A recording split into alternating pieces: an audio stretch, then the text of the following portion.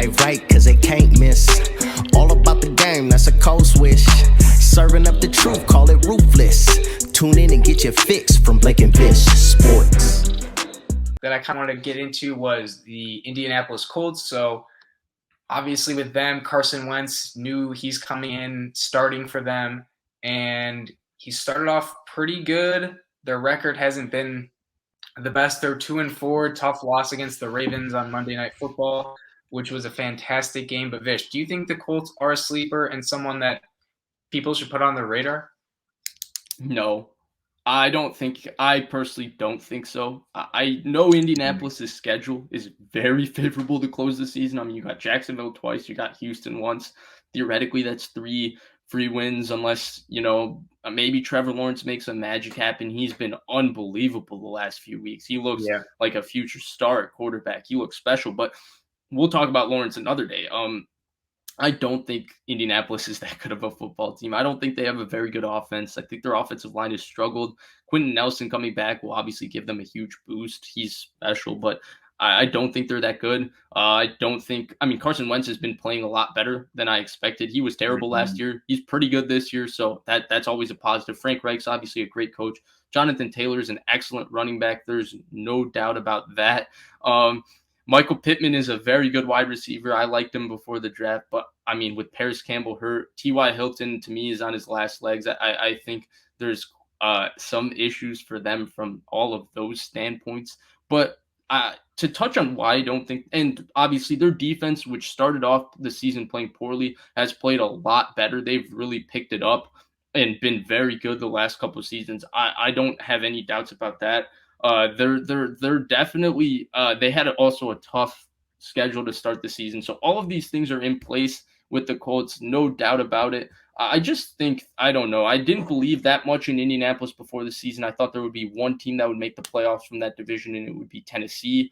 I still stand that way. I still think there's a few questions I have from Indianapolis, especially their offense. I think there's a lack of explosive element to their offense. Taylor brings it in some sense, but there's no explosive pass game, and Paris Campbell going on IR doesn't help that.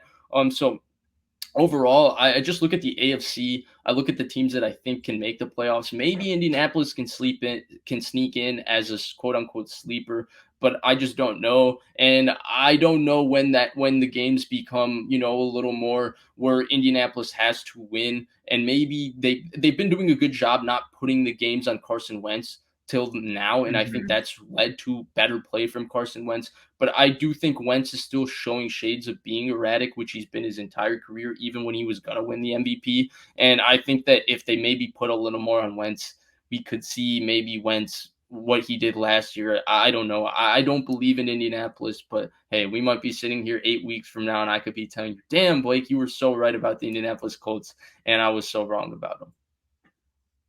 Yeah, so I think they are a sleeper. I'm going to disagree here. I thought they would make the playoffs.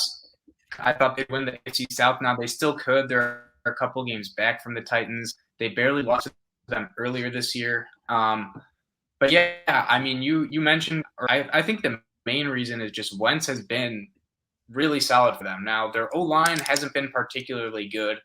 We know Costanzo left, and they thought they could replace him, but the replacement hasn't been that great. Quentin Nelson, their all-pro guard, he goes down.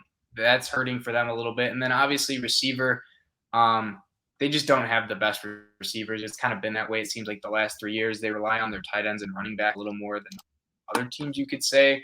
But I think this offense has potential to be good enough to where their defense can lead them to more victories.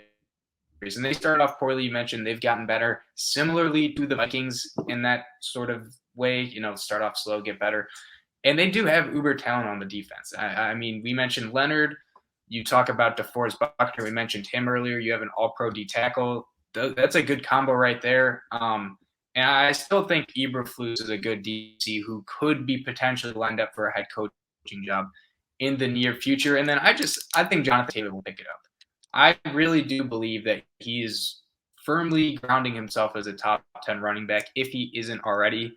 I don't think he's in the top 5 topics, or top 5 range, but I think you can firmly put him in the top 10. And someone you can run an offense through to get you to the wild card. Now, can they make a deep run?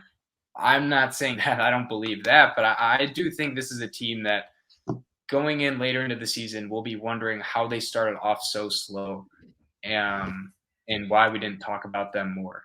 But yeah, I mean, a couple different bounces in that Ravens game, and they're 3-3. The Ravens are what, not 5-1 anymore. So I'm going Colts as a sleeper, although I do have questions about if they can go deep into the playoffs or even win their division, as the Titans have a couple games on them and a tiebreaker as of right now.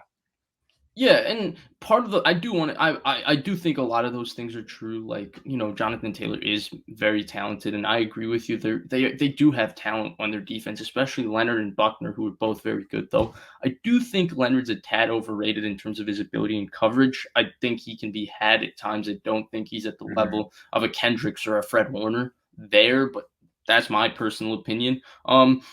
The reason I do think their rushing offense with Taylor, though, is getting a tad overrated. Taylor's two best games against this season have come against two not so good run defenses. I mean, Miami and Houston are both in the bottom half of the league when it comes to yards per carry given up. And I do think that it's not that I don't think Indianapolis is good, I don't think they're that good, but it's not that I don't think Taylor is that good. I do think Taylor is in the top 10 running back conversation. I think that Indianapolis overall, I don't believe, maybe Quentin Nelson will make that much of an impact on their offensive line, and I'll be sitting here like an idiot, but I don't think their offensive line is that good. I think their offense lacks an explosive element. I think Carson Wentz is very, very average.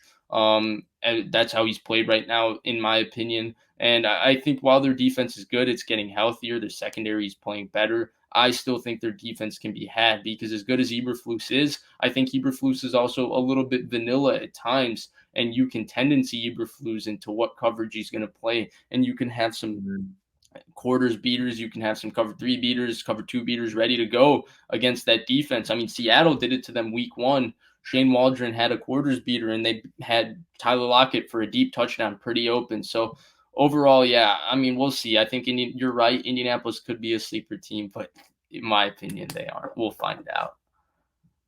Yeah, before we move on soon to talk, yeah, we'll revisit this for sure. Before we